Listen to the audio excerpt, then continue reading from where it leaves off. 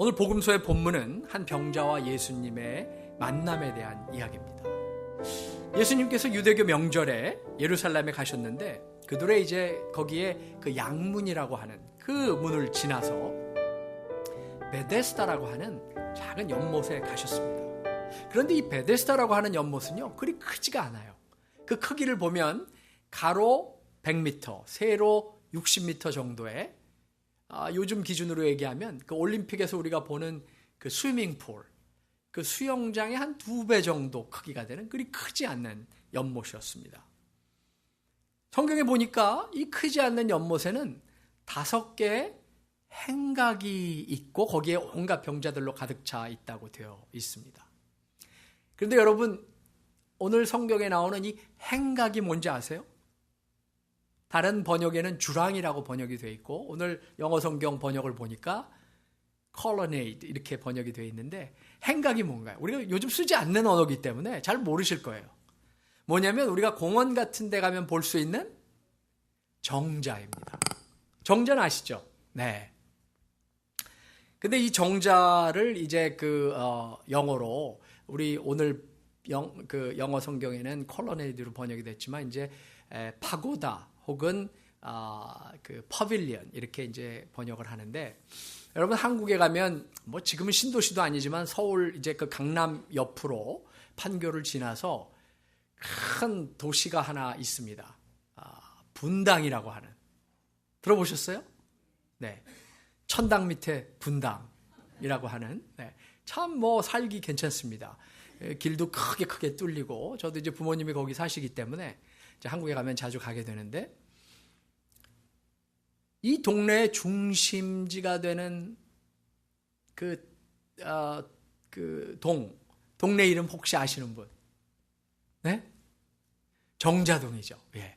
정자동이 거기 중심에 있습니다. 요즘은 이제 그 바로 옆에 있는 판교 쪽으로 여러 가지 상권이 옮겨가서 약간 이제 위축이 됐지만, 그래도 하여튼 그 분당의 중심지가 제2의 강남이다, 뭐 이렇게까지 얘기할 수 있는 그런 번화한 곳인데, 거기에 이제 이렇게 밤이나 낮이나 운전을 해서 정자동을 이렇게 지나가다 보면 가장 중심부에 큰 아파트가 세워져 있고요. 그 아파트 이름이 세로로 그 고층 아파트 그 벽면에 빨간 글씨로 파빌리언 이렇게 되어 있습니다. 그래서 제가 처음에는 아니 왜 아파트 이름을 저렇게 영어로 또 하필 파빌리언이라고 줬을까 생각을 하다가 아하 하고 떠오른 게 있습니다. 뭘까요? 바로 그 동네 이름이 정자동이고 그 정자를 영어로 번역하니까 퍼빌리언이 돼서 이제 그렇게 됐던 거죠. 그래서 제가 이 성경 말씀을 볼 때마다 그 동네 생각이 납니다. 그런데 하여튼 이 정자에는 온갖 병자들과 장애인들로 가득 차 있다고 성경은 기록하고 있습니다. 우리가 이미 익숙해진 이 베데스다라고 하는 지명 속에 여러 가지 뜻이 있는데, 일반적으로 자비의 집이다, House of Mercy다라고 하는 의미가 있습니다. 그 이유는 천사가 가끔 예고 없이 하늘에서 내려와서 그 연못물을 휘저 움직이는데, 그때 제일 먼저 연못에 들어가는 사람은 병고침을 얻었기 때문입니다.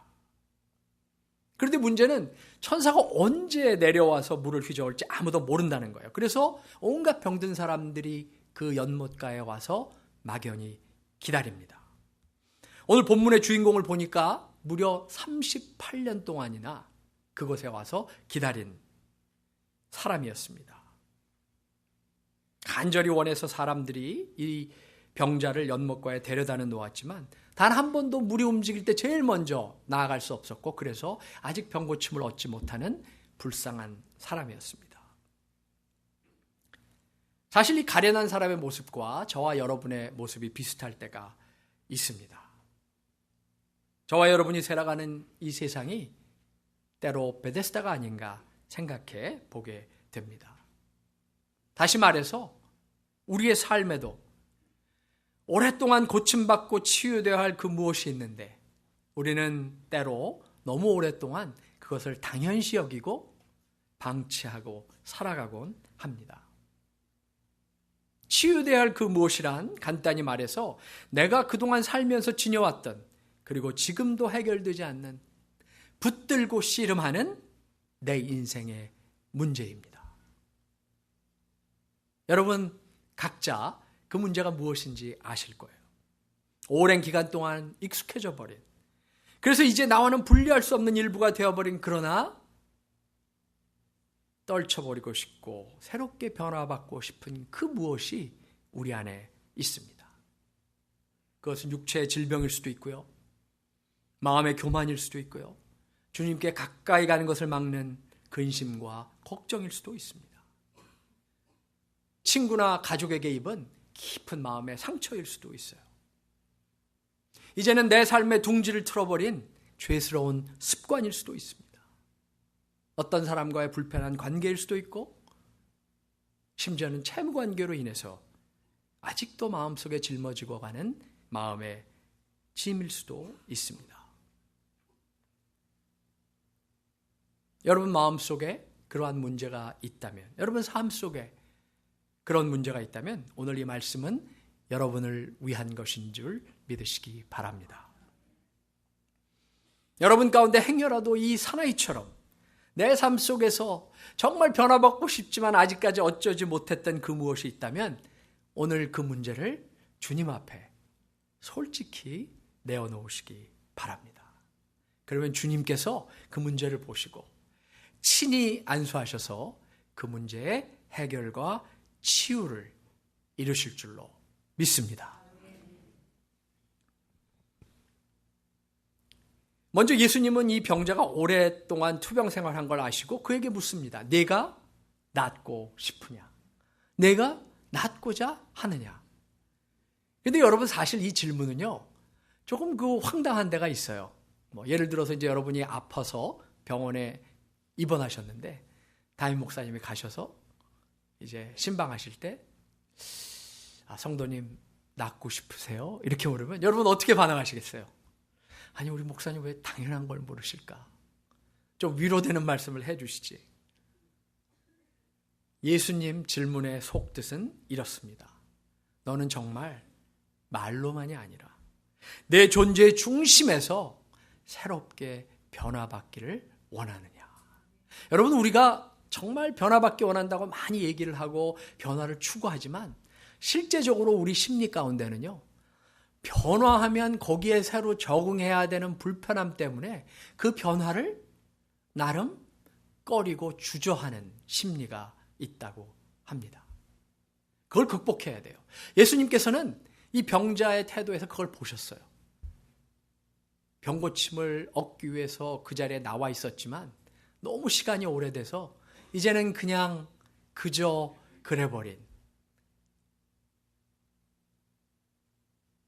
그냥 지금 있는 상태가 어느 정도 편해버린 그런 병자의 심리를 보신 거죠. 그런데 예수님의 질문에 병자는 정확한 대답을 하지 않고 회피합니다. 저는 이 병자의 태도에서 우리 인생의 문제를 해결하는 때 장애물이 되는 세 가지 걸림돌을 봅니다. 첫째 걸림돌은 남 탓하고 불평하는 겁니다. 예수님께서 물으셨죠. 내가 낫고자 하느냐? 정말 낫고 싶으냐?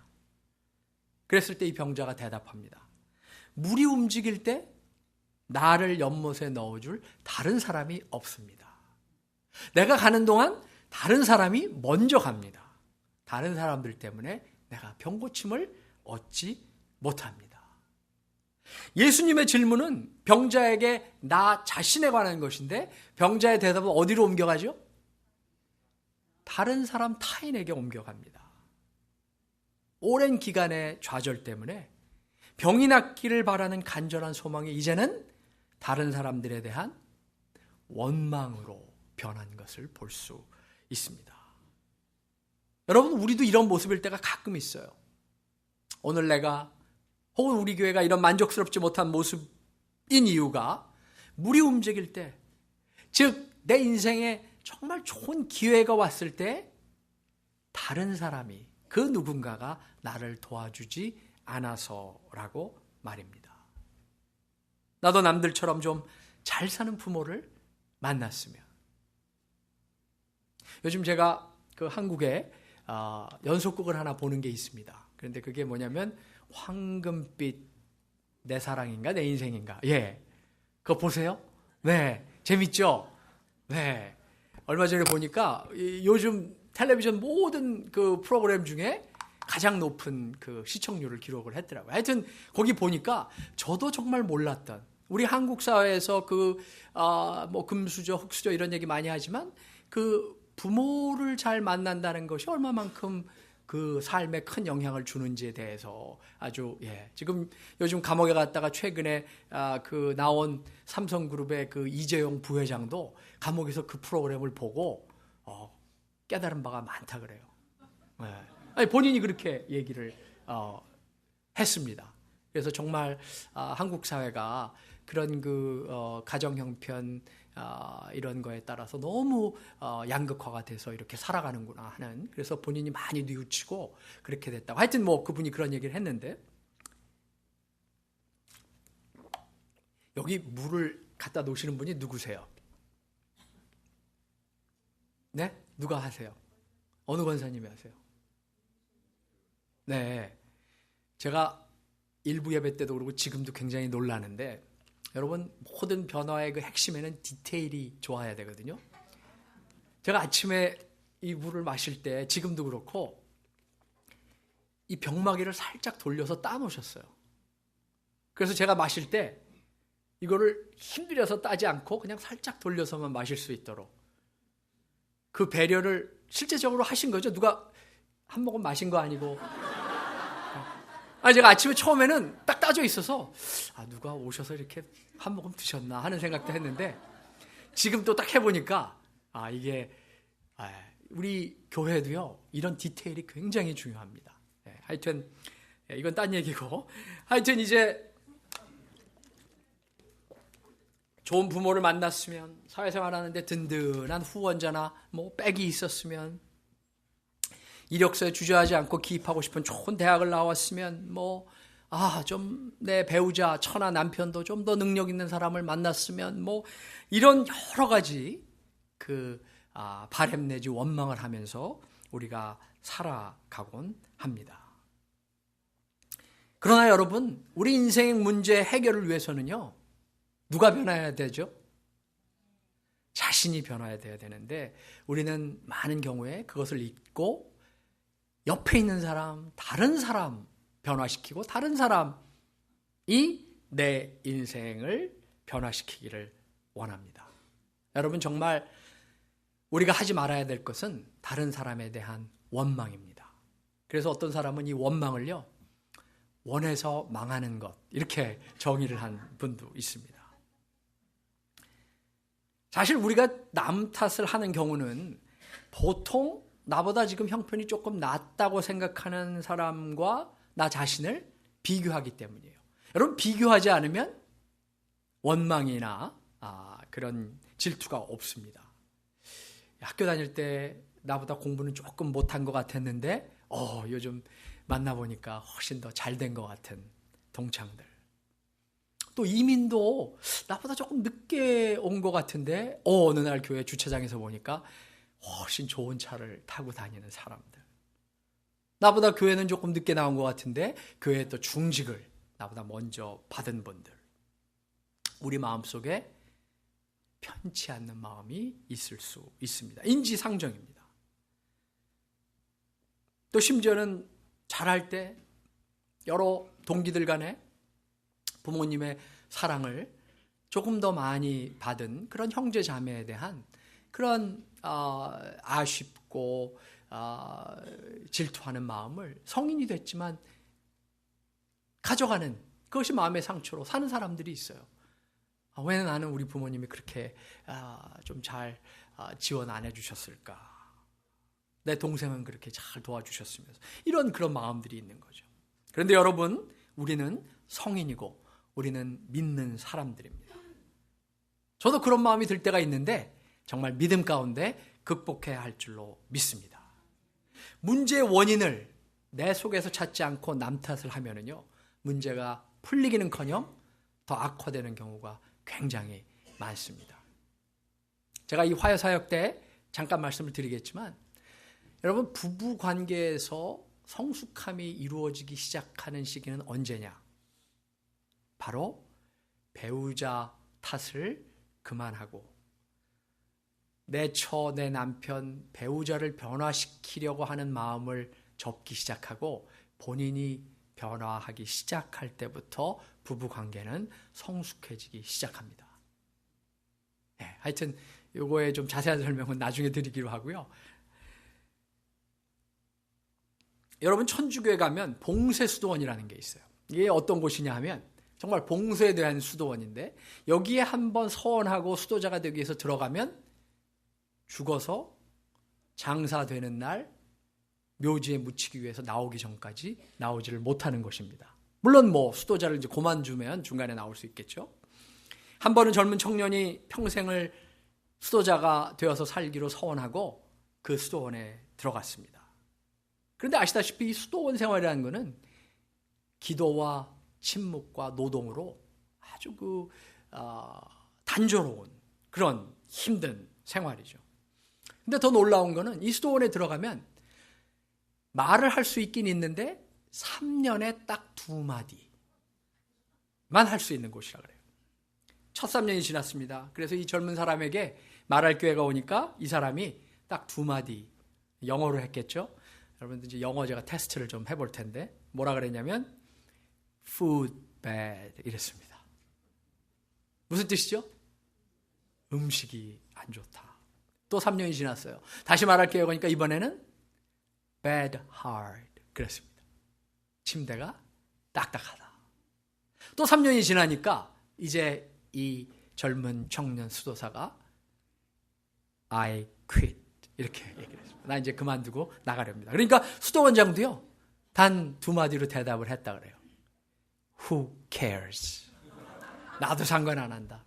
그리고 나서 이 수도원장이 말하기를 In the last 9 years all you have done is to complain. 너는 지난 9년 동안 뭐만 하다 나간다? 불평만 하다 나간다. 여러분, 우리 신앙생활에도요 불평의 불만의 말이 몇 마디 되지 않는 것 같아도 그 말들이 우리의 삶 전체를 지배할 때가 있습니다. 어둡고 부정적으로 만들 때가 있어요. 저는 사실은 신앙생활의 기본은 교회 생활이고 교회 생활의 가장 중요한 부분은 언어 생활이라고 생각합니다. 얼마나 은혜롭고 긍정적이고 소망의 언어를 사용하는가가 바로 우리 신앙의 성숙도를 측정할 수 있는 하나의 척도가 되는 거죠. 우리 인생 문제 해결을 막는 두 번째 걸림돌은 인생을 주로 남과의 치열한 경쟁으로 보고 겨루어 이기고 성취해야 된다고 하는 그런 삶의 태도입니다. 오늘 성경에서 보는 대로 물이 움직일 때 제일 먼저 나가는 사람만 혜택을 받고 병고침을 받는 것은 우리 순수한 우리말 표현으로 하면 뭐가 되나요? 네? 누가 말씀하셨는데 여기? 선착순입니다. 그렇죠? 군대 가신 분들 다 잘 아시죠? 네. 제일 먼저 오는 사람만 혜택을 받는 거죠. 근데 우리가 살아가는 이 세상이요, 때로는 이 매정한 선착순의 논리가 지배할 때가 자주 있습니다. 경쟁은 심하고 성공하기 위해서 남을 밀치기라도 해야 될 것 같고 그래서 많은 사람들이 나의 잠재적인 경쟁자로 보입니다. 베데스다는 어떤 의미에서 경쟁으로 각박한 이 세상인데 그러나 예수님께서 오셔서 우리에게 그리고 병자에게 주신 말씀은 다릅니다. 누구와 비교할 것 없이 누구를 향해 원망할 것 없이 나를 주 예수를 바라보고 그를 향해 나오라. 여러분, 경쟁이 아니라 예수입니다. 세상을 살다 보면 많은 사람들이 그렇게 얘기할 거예요. 경쟁, 세상은 경쟁이고 그 경쟁에서 이겨야 성공한다. 이게 바로 세상의 복음이에요. 경쟁을 통한 승리. 그러나 우리는 예수 그리스도의 복음과 방법을 따릅니다. 그 방법은 바로 은혜의 방법입니다. 은혜가 뭐예요? 하나님께서 우리에게 값없이 주신 구원의 선물. 값없다는 것은 정말 하찮아서 값없는 것이 아니라 이 세상에 가진 어떤 소중한 것을 들여서도 그것보다 더 값어치 있는 것이기 때문에 우리에게 값없이 주실 수밖에 없는, 또 우리는 값없이 얻을 수밖에 없는, 앞서고 뒤서고가 없고 경쟁이 필요 없는 그냥 무한히 하나님께서 주시는 그 은혜입니다. 이게 은혜의 방법이에요.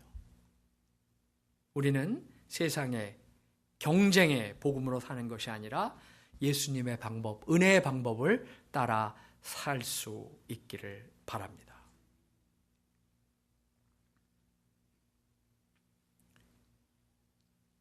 마지막으로 우리 문제가 해결을 받는데 지장을 주는 첫 번째, 두 번째 혹시 잘 기억하고 있으세요? 첫 번째는 뭐였죠? 장애물이? 남 탓하고 불평하는 겁니다. 두 번째는 뭐였죠? 경쟁을 말하고 성공지향적으로 사는 겁니다. 세 번째는 정해진 운명인데 어떻게 하겠느냐 하는 그런 소극적인 운명주의입니다. 지금 내 만족스럽지 못한 인생이 그냥 아마도 운명일 테니까 그저 그런 부모 밑에서 태어나고 그저 그렇게 살다가 그저 그런 학교에 가서 지금 그냥 이 모습대로 그저 그런 배우자를 만나서 사는 이런 내 모습일 테니까 발버둥 치지 말고 그냥 수동적으로 되는 대로 살아보자고 하는 그런 태도입니다. 여러분 혹시 그런 유혹에 빠지신 분들 계세요? 그냥 되는 대로, 지금 내 삶이 너무 힘들기 때문에 그냥 되는 대로, 그냥 내 인생이 요만큼인가 보다 하고 살아가는 분들이 있습니다. 오늘 성경 본문을 잘 보면 예수님과 대화하는 이 병자의 태도는 바로 이런 태도였어요. 그런데 여러분, 우리 믿는 사람들에게는 우리에게 주어진 상황이라는 것은 우리가 운명으로 받아들여야 하는 그 무엇이 아닙니다. 우리에게 주어진 상황이라는 것은 그것이 아무리 어렵고 힘들더라도 우리의 삶을 지배하는 상수가 아니라 우리가 원하면, 믿음 가운데 원하면 바꿀 수 있는 변수인 것을 믿으시기 바랍니다. 여러분, 일본에 가면요, 여러 이제 기업들이 있죠. 이제 거기에 내셔널이라고 하는 브랜드가 있어요. 이제 일본 말로는 나쇼나루 이렇게 이제 번역을 하죠. 그 참 일본 사람들 그 영어 발음하는 거 보면 재밌어요. 내셔널을 나쇼나루 이렇게 합니다. 우리 목사님께서 그 일부에는 말씀하셨지만 제 처가 일본 사람입니다. 지금 이제 일본에 선교를 가 있는데 제 처하고 제가 이제 대학원에서 미국에서 만나서 데이트를 하는데 그날 좀 급했어요. 근데 제 처가 저한테 배가 고프니까 시간도 많이 없고 마쿠도나루도 가서 그냥 간단하게 먹고 가자고 그래요. 마쿠도나루도가 뭔가? 여기 그런 레스토랑이 학교 본권에 분명히 없는데 마쿠도나루도가 어딘가? 여러분, 마쿠도나루도 뭔지 아세요? 어떻게 아세요? 저는 그때 대학원생이었는데 깨닫지를 못했어요. 그 마쿠도나루. 근데 이 내셔널도 우리 미국 사람들이나 뭐 이런 사람들이 이렇게 발음하지만 일본 사람들은 나쇼나루 이렇게 이제 발음을 하는데, 이 나쇼널이라고 하는 그 파나소닉 계통의 아주 큰 회사인데 여기에 그 아주 장수를 한 그 회장이 계셨어요. 근데 이분에게 어느 날 한 사람이 어떻게 그렇게 큰 기업을 일구고 성공을 하셨냐 이렇게 물어보니까 이분이 말씀하시기를, 나는 하늘로부터 3가지 큰 은혜를 입었다. 그 3가지 이유는, 그 은혜는 첫 번째, 가난한 집에서 태어난 거다. 두 번째는 몸이 약하게 태어났다. 세 번째는 배우지를 못했다. 그게 어떻게 하늘의 큰 은혜냐고 물으니까, 나는 워낙 가난한 집안에서 태어나서 열심히 일하지 않으면 먹고 살 길이 없었기 때문에 열심히 일할 수밖에 없었다.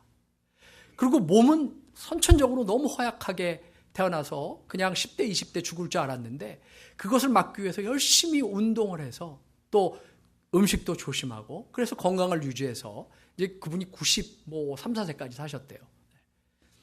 그래서 건강을 유지할 수 있었다.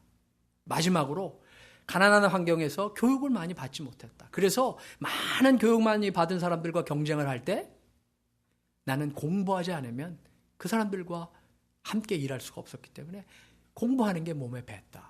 그래서 나는 이 세 가지를 하늘이 내게 베풀어준 은혜라고 생각을 한다.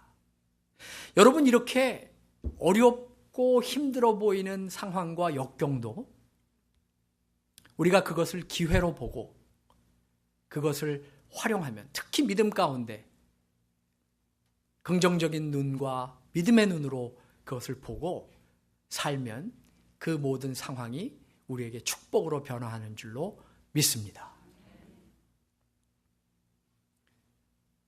그래서 믿는 사람들은 이런 어려운 환경도 극복해야 될 대상으로 보고 삶의 축복으로 변할 수가 있는 거죠. 이제 제가 나이가 좀 들어가면서 이제 저도 한국을 떠난 지가 33년입니다. 그래서 이제 그 한국에 자주 뭐 1년에 한 2번 정도씩은 나가고 부모님도 뵙고 이제 그러는데 한국에 가면 이제 텔레비전 열심히 봅니다. 근데 전에 뭐 없었던 그런 광고가 몇 개 있는데 그 중에 저 시선을 끄는 게 하나 있었어요. 뭐냐니까 아파트에 대한 광고가 있더라고요. 제가 1980년도 중반에 한국을 떠날 때는 아파트가 많이 있어도 아파트에 대한 광고는 없었거든요. 그러니까 그 광고를 보니까 아주 아리따운 그 연예인이 나와서 그 아파트를 소개하면서 이렇게 말합니다. 태어난 곳은 운명이지만 살아가는 곳은 선택입니다. 이 광고 보신 적 있으세요? 네, 제가 1부 때도 말씀드렸지만 우리 남부 플로리다 교인들은 이제 시간 나면 성경 보고 찬송하고 그래서 저처럼 연속극을 본다거나 텔레비전 보고 이러지 않으시는 것 같아요. 대단하세요. 하여튼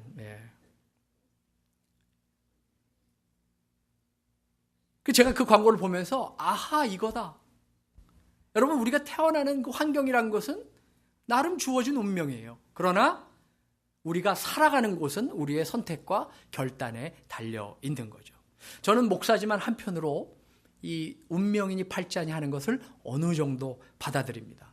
왜냐하면 한번 생각해 보세요. 우리가 어떤 특정한 모습으로 이렇게 태어났다든가 부모 밑에 태어났다든가 또 세상에 그 많고 많은 그 이성 중에 어떤 한 사람과 인연이 닿아서 결혼을 해서 평생의 배우자로 반려로 살아간다든가 이런 것들이 분명히 우리 인생에는 우리 의지와는 상관없이 결정되는 일어나는 그 무엇이 있습니다. 그러나 제가 더 강하게 믿는 것은 바로 이런 요소들이 주어진 상황이 영향은 줄지언정 인생을 좌우하지는 않는다고 믿습니다. 우리 믿는 사람들은 믿음 가운데 신앙의 선택과 결단을 할 수 있고 그리고 그 선택과 결단은 우리의 운명까지도 바꿀 수 있는 줄로 믿습니다. 여러분, 인생은요, B로 시작해서 D로 끝난다 그래요. B as in boy, D as in David. 여러분, B는 여기서 뭔가요? 뭘로 시작하죠? 네? birth. 그렇죠. 태어나는 것부터 인생을 시작하는 거예요. 그리고 D로 끝나는데 D는 뭐죠? D는 end라고 누가 그러셨는데 end는 D로 시작하지 않습니다. 너무 앞서가셨어요. 이게 D는 death겠죠. 네. 그래서 여러분, 우리의 삶은요, 태어나서 죽는 겁니다. birth에서 death까지. 그래서 그 중간을 채우는 게 우리 인생이에요. 그런데 여러분, 이 B와 D 사이에는 뭐가 있죠? C가 있습니다. 그렇죠? 이 C는 what does it stand for? 네? 뭐죠? choice. 바로 선택이자 결단입니다. 태어나서 죽는데 그것을 다 채우는 게 바로 우리 인생의, 또 우리 믿는 사람들은 믿음의 선택과 결단입니다. 되는 대로, 주어진 대로 사는 게 아닌 거죠. 요즘 한국에 유행하는 표현 중에 젊은 사람들이 쓰는 말 중에 이생망이라는 게 있어요. 제가 그 말을 듣고 굉장히 마음이 아팠는데 무슨 뜻인지 아세요? 네? 이생은 망했다. 그냥 젊은 청년들이 취직도 잘 못하고 뭐 나름 또 한국의 그 흑수저 금수저 얘기하고 그러면서 그 많은 실망을 해서 그래도 열심히 살아갈 생각을 안 하고 그냥 이 생은 망했으니까 되는 대로 살아보자 해서 이생망이라는 표현을 자주 쓴다고 합니다. 그러지 말아야 되겠죠. 자, 이제 오늘 설교 제목과 관련되는 내용 말씀드리고 마치기로 하겠는데, 오늘 설교 제목 보니까 여러분들 좀 신기하지 않으세요? 어떻게 이런 제목으로 설교를 하실까? 네. 이 사요나라라고 하는 말이 무슨 뜻이죠? 안녕, 바이. 근데 여러분, 안녕, 바이 할 때 일본 사람들이 사요나라라고 말을 하고, 또 이게 이제 전 세계적으로 잘 알려졌지만 그 사요나라의 뜻을 아는 사람은 거의 없습니다. 일본 사람 100명을 여러분 물어봐도 사요나라가 헤어질 때 사요나라 하는데 무슨 뜻이냐고 물어보면 100명 중에 1명 아는 사람이 없습니다. 예를 들어서 우리나라 말 아리랑도 한국말 가운데 가장 한국적이고 알려진 말이지만 여러분 아리랑이 무슨 뜻인지 물어보면요, 제가 한번 찾아봤더니 한 30여 개의 그 설명이 있더라고요. 여러분, 설명이 많다는 거는 무슨 말이죠? 잘 모른다는 얘기예요. 그것처럼 사요나라도 일본 사람들이 무슨 말인지 모릅니다. 근데 하여튼 사요나라 좀 더 설명하기 전에 사실 이 일본 말 가운데 사람들이 만나서 헤어질 때 조금 오래된 그 이제 말로 사요나라 대신 사라바라는 표현이 있습니다. 그래서 이 사무라이 영화 같은 거 보면 헤어질 때 사라바 그러고 이제 헤어집니다. 근데 이 사라바가 어느 나라 말일까요, 여러분? 제가 이 교회 와서 계속 놀라는 거는요, 제가 웬만큼 물어보는 건 다 알고 계세요. 어제도 웨슬리에 대해서 제가 물어보는데 목사님이 특별히 교육을 잘 하시는 것 같아요. 하여튼 이 사라바는 우리말이에요. 한국말인데 이게 이제 여러분 잘 아시는 것처럼 백제, 부여 이런 데서 그 도레인이라고 하는 한국 사람들이 많이 이제 일본으로 건너갔습니다, 옛날에. 그래서 이제 또 일본으로 건너가서 또 여러 지역으로 이제 흩어지지 않겠습니까? 근데 헤어질 때 여러분 그때는 한 번 다른 고장으로 가서 헤어지면 살아서 보기 쉽다, 어렵다? 어려운 거죠. 지금처럼 기차가 있습니까? 자동차가 있습니까? 전화가 있습니까? 이메일이 있습니까? 전보가 있습니까? 아무것도 없이 멀리 헤어지는 거예요. 그래서 다시 살아서 봤으면 하는 그 마음을 담아서 뭐라 그랬어요? 살아서 보자, 살아봐. 이렇게 얘기한 거를 일본 사람들이 옆에서 이렇게 보다가 뜻은 모르지만 멋있거든요. 그래가지고 그냥 뜻도 모르면서 따라하기 시작한 게 그게 이제 정착을 한 거예요. 여러분이 요즘 유행하는 그 한류가 요즘 시작한 게 아닙니다. 벌써 그때부터 이 한국 사람들의 그런 여러 가지 언어와 문화 이런 것들이 이제 많이 인기가 있었는데, 하여튼 이 사요나라라고 하는 말은 한국말은 아니고요. 이게 이제 어떤 뜻이냐면 사요나라 해서 문자적으로 번역을 하면 그렇다면 이런 뜻입니다.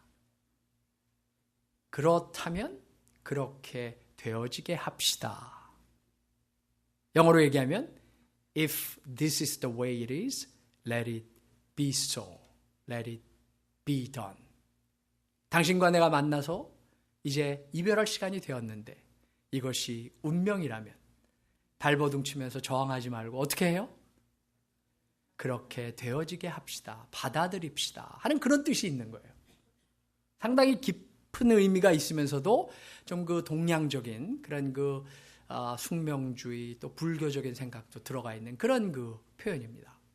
근데 제가 이제 이걸 공부하다가 그리고 이제 깨달은 게 하나 있어요. 뭐냐면 이 사요나라와 비슷한 뜻을 가진 신앙의 언어가 있다 하는 겁니다.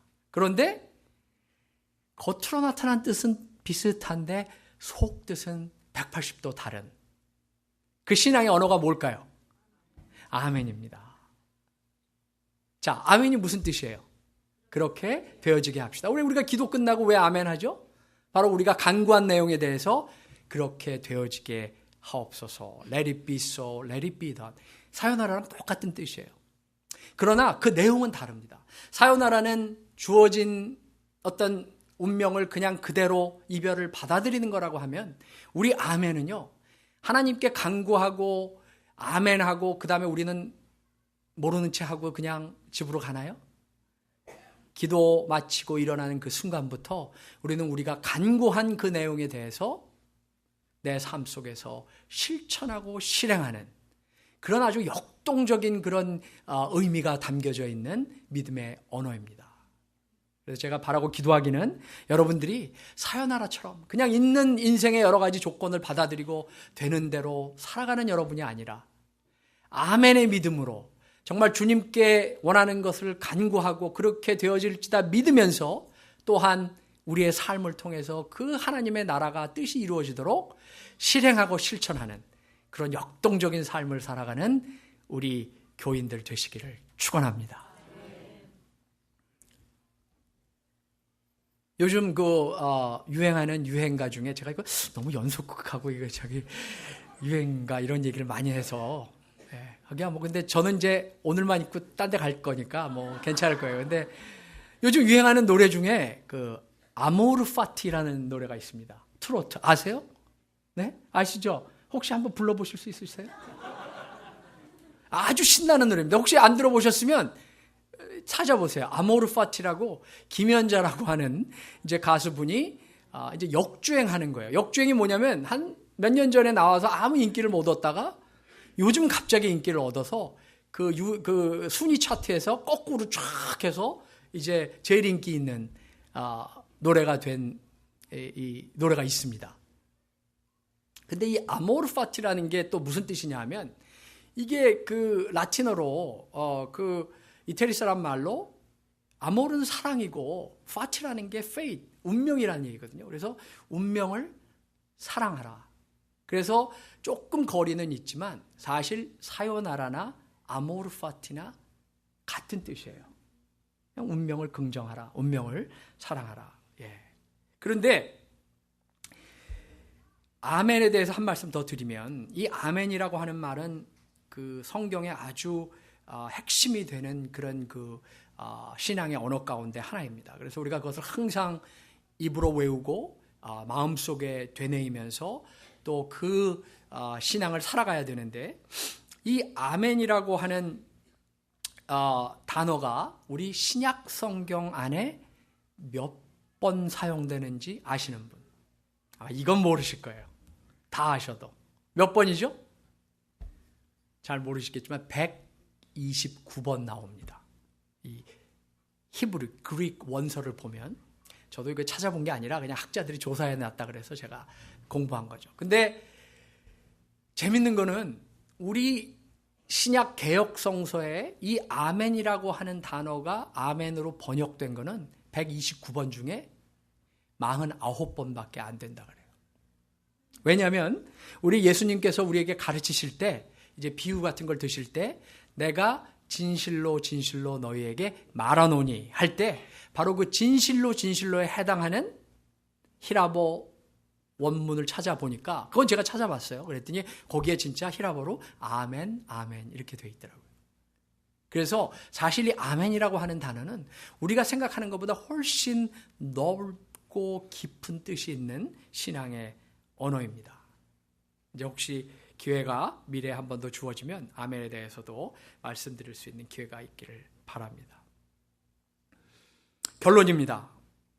여러분은 또 여러분의 이 교회는 여러분의 교회가 이제 37년, 38년 고 어간에 있다 그래요. 그래서 오늘 성경 본문 보니까 이 병자도 몇 년 동안 거기 나와 있었다 그랬죠? 네. 한번 교회와 여러분 자신의 처지를 이 병자에 대입해서 생각해 보시기 바랍니다. 과연 어떤 문제로 아직도 누워 있으며 무엇을 소망하며 살아가십니까? 여러분도 행여나 이 병자처럼 자신의 처지로 인해서 남 탓하고 경쟁을 말하며 그리고 과거의 아픈 운명에 이끌려 살아가고 있지는 않습니까? 오늘 이 시간 주님의 능력에 의지해서 여러분 모두 일어나실 수 있기를 바랍니다. 그래서 주님을 새로이 만나셔야 합니다.